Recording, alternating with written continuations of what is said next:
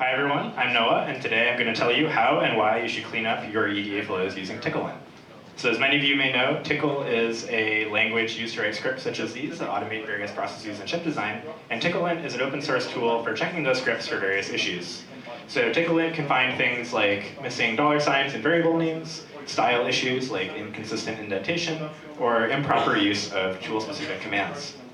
Using tools like these, called linters, is considered common practice in software engineering, and I think it'd be cool if it became a little more common in chip design as well.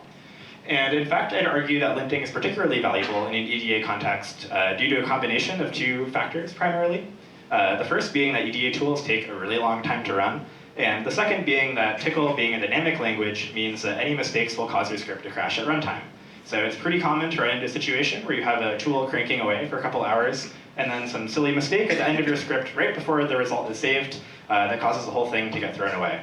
Super frustrating, and particularly bad if you happen to be using a proprietary EDA tool where you've just locked up an extremely expensive license for that whole time as well.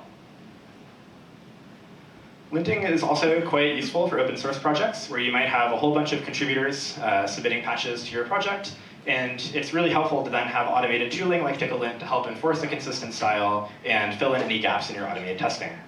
I'm pretty proud of the fact that tclint is already being used in CI by a couple of popular EDA-centric open source projects.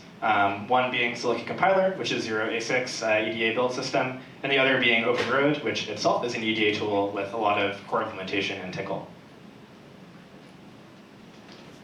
So these deployments are not for nothing. tclint has successfully caught some bugs in the wild. In this first example, you can see some missing brackets around a command substitution.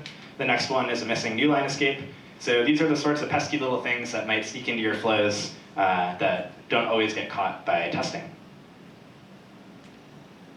So I'm pretty excited about what I've done so far and excited about the features on the roadmap.